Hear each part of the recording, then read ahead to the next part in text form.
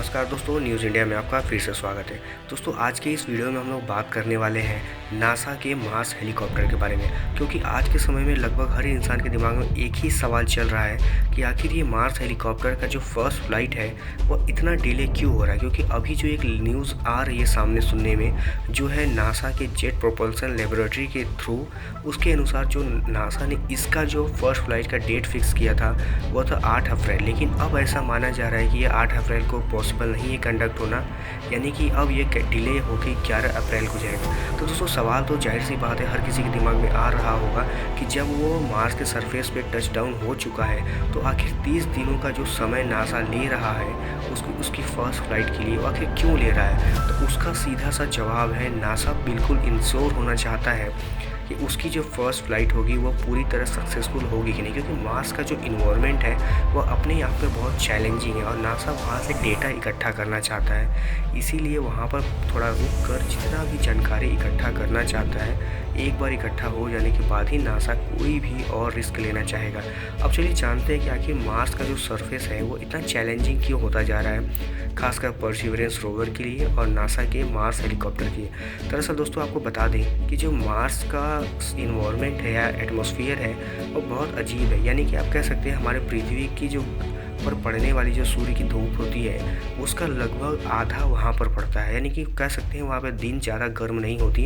यही कारण है कि वहाँ पर रात जो होती है बहुत ठंड होती है, यानी कि -90 डिग्री सेल्सियस तक का वहाँ टेम्परेचर होता है रात में। यही कारण है कि नासा को इस बात का डर सता रहा है कि कहीं ऐसा ना हो कि वहाँ उसके टेम्परेचर में इतनी भारी गिरावट आए और मार्स का जो हेलीकॉप्टर है उसमें ऐसा ना हो कि कुछ इक्विपमेंट फ्रीज होकर ब्रेक हो जाए।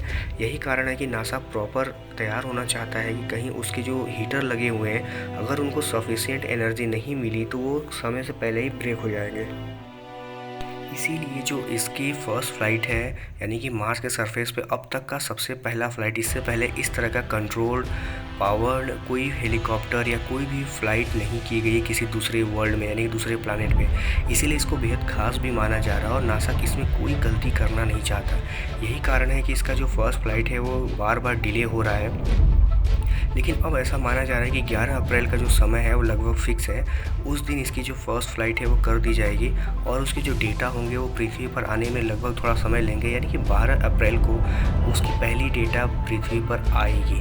अब दोस्तों बता दें कि इंजेन्युटी हेलीकॉप्टर को इस तरह से डिज़ाइन किया गया है कि वो मार्स की ग्रेविटी में आराम से फ्लाई कर सके। यानी कि आप कह सकते हैं कि मार्स के सरफेस पर पृथ्वी का लगभग 1/3 ग्रेविटी पाया जाता है। यानी कि उसके जो एटमॉस्फेयर है वो हमारे पृथ्वी से काफ़ी कम है अगर डेंसिटी की बात करें, क्योंकि एक हमारे पृथ्वी की तुलना में सिर्फ 1% ही उसकी एटमॉस्फेयर डेंस होती है। यही कारण है कि इंजेन्युटी हेलीकॉप्टर को इस वजह से भी डिज़ाइन इतना हल्का किया गया था ताकि वो उस एटमॉस्फेयर में आसानी से उड़ सके, क्योंकि इतने कम एटमॉस्फेयर में किसी भी भारी चीज़ को उड़ना बहुत मुश्किल बात होगी। और उससे अलग बात जो थी उसमें ये था कि इंजेन्युटी हेलीकॉप्टर में खुद का भी अपना एक ऐसा हीटर होना चाहिए जो कि उसको समय पे गर्म रख सके, क्योंकि जो टेम्परेचर रात को वहाँ पे होता है वह किसी भी हेलीकॉप्टर या किसी भी इलेक्ट्रॉनिक इक्विपमेंट्स के लिए बहुत मुश्किल है कि उसको रात में वहाँ पर सर्वाइव करा सके। यही कारण है कि नासा इसमें कोई भी गलती करना नहीं चाहता और नहीं चाहता है कि उसका जो फर्स्ट फ्लाइट है वो किसी भी तरह से नुकसान हो जाए